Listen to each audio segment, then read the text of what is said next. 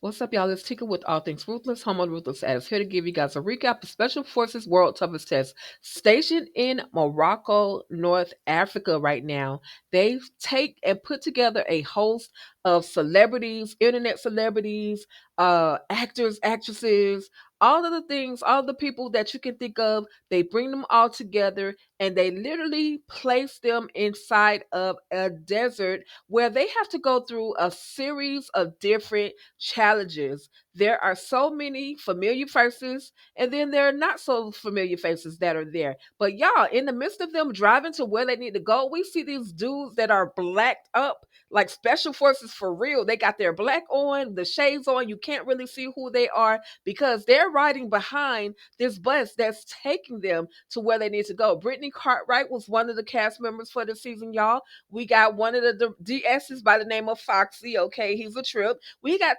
Teresa Judice, and her daughter, Gia Judice. That's it.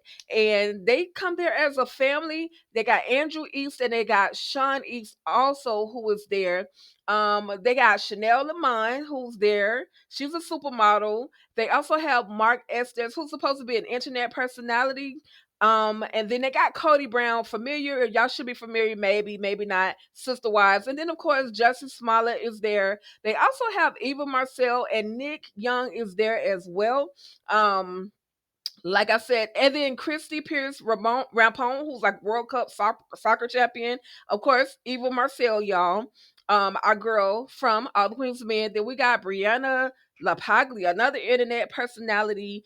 Johnny Manziel, who's super famous for winning his Heisman Trophy and NFL quarterback. But when they get them, y'all, they take them out. They literally, it's almost as if they're dragging them off of this bus and they make them place their faces onto the ground where they end up putting these black hoodies over them and they separate them and take them off to another place or another space on this little land where they are. And they're literally in their faces, like trying to basically kind of scare them. They kind of trying to use it as a scare tactic. But Eva, she has on her shades and they make her take her shades off.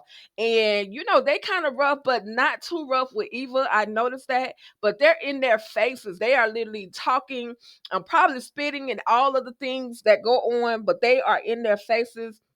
They are giving them the business. But this whole time, Nick is over there laughing as if this whole thing is a laughing matter. And for some reason, he just could not stop laughing. So the DS says, okay, I got something for you. And he makes everybody roll in the mud, push ups in the mud. And in the meantime, Nick has to stand there and watch this happen. On the other side, y'all, this happening to them too. But everybody was having to do push ups in the mud and all the things because of Nick. And so finally, once they're done, Nick apologizes because he also had to roll left or right in this mud as well after the fact. But then he apologized. I'm sorry, y'all. They give them the opportunity to change clothes, but they only have a matter of minutes to get out of what they're wearing and put on the camouflage gear that they have to put on. No showers at the moment, nothing. You may get the chance to change your drawers. I don't know, but right after this whole mud section, then they're taking them to basically rappel out of a helicopter. They see this helicopter coming, and each one of them has to go up in this helicopter and literally rappel right back down out of it. Now, I don't know how much experience any of them actually have. I don't know if they give them training right before they do this whole show. However, we see where some are afraid of heights and some are okay with it and they just know to do what you got to do. I guess this is what happens when you do rock climbing a lot. This kind of helps. But anyway, they have to drop down at 100 feet and there can't be any issues. Some people end up failing because their glove got caught on the leg of the helicopter, y'all.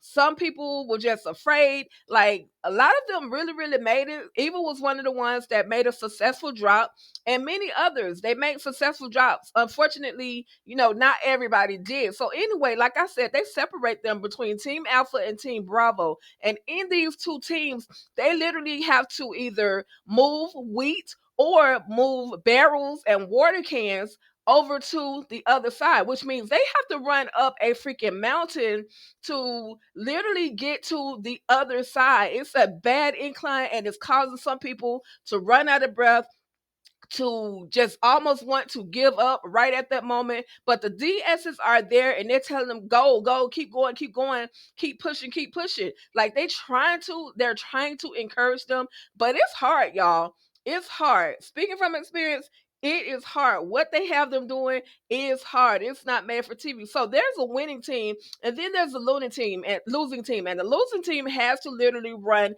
back to where they're going to be staying. And unfortunately, one of the recruits, y'all, she ends up quitting. And that's it. She said she couldn't do it. She couldn't take it. The other team, they get to basically get in vehicles and ride over to where they're actually going to be staying. Once they get there, they run down into the area. They go get in their clean clothes and they get a chance to, they actually get a moment to kind of sit down. But then the other team comes, so everybody has to go outside and they are, being questioned about how much they really want to be there. And then the other team comes in, and it's a whole thing of, do you want to be here? Do you have what it takes to be here? Are you tough enough? So they're handing them out backpacks, giving them some gear so they can go in and, I ain't gonna call it relax, but I'm gonna say just get settled in where they're gonna be for the next few days. So y'all, they give Guidice, they give her the task of cleaning the bathroom, and of course, Jussie is like real diva. Oh, I'm not doing that. When they said about cleaning the bathroom, I'm not doing that, bruh. If you want to stay there, you gonna do whatever they instruct you to do. I'm just saying, stop being a diva, Jussie. Stop being a diva. So anyway, y'all, Justin is probably gonna be the first one to stink up the darn porta potty. Anyway, y'all, but these are the DSs, and the DSs are just kind of discussing who it is they think they should bring into their office or their little cave, and have a conversation about why they are there. Who tell us something about them. So they picked Joe Manziel. Now y'all know Joe Manziel was a Heisman Trophy winner. But then he ends up basically throwing away his career by partying and just doing too much. And he says that there was a moment in time where he did not want to be here anymore. And so after having that conversation, he goes back to their tent or their living quarters, and they're asking him, well, what did they say? What did they say? And he just said, they just wanted to know more about me. And so Jussie is there like thinking, oh, they're about to get into my mental. Yeah, they just gonna dive in and see who you really are. So your past is probably gonna come into play, which is what Jussie really is not trying to do.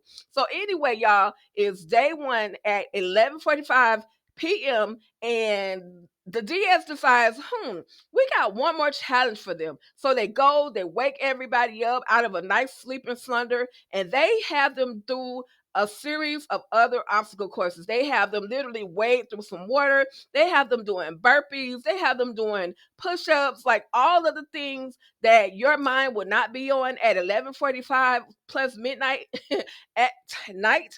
Those things, they have them literally doing all of those things, and they tell them, hey, you've been here your time, you can collect your check now. Basically, they're saying this stuff to see who really wants to be here. And they ask them, who wants to be here? Do you really want to be here? They literally look at them face by face, but nobody has quit other than the one person, and I'm going to give y'all her name in just a second. What are y'all thinking? Have you guys checked this out so far? What are your thoughts? Let me know your thoughts in the comments, okay? Hey y'all, so I just had to pop in here and let you guys know. I told you I would let you guys know about the person who ended up quitting. Well, she goes by the name of Brittany Cartwright, and she was married to Jax Taylor. You probably know him from Vanderpump Rules. Well, she was the one that actually quit the challenge that they were giving them, where they had to climb up this whole mountain situation. It wasn't even a mountain, but it was high enough that it'll wear anybody out. And so she unfortunately ended up quitting, which is super sad for her, simply because before she went to this whole challenge, her ex-boyfriend or ex-husband, whoever, Jax, he but I believe, yeah, Jax, he was the one that told her that she literally wouldn't make it. So she gave into what he said and made it come true, y'all. I hate that for her. I was hoping she would have a winning moment. However, unfortunately, this is just wasn't her time. So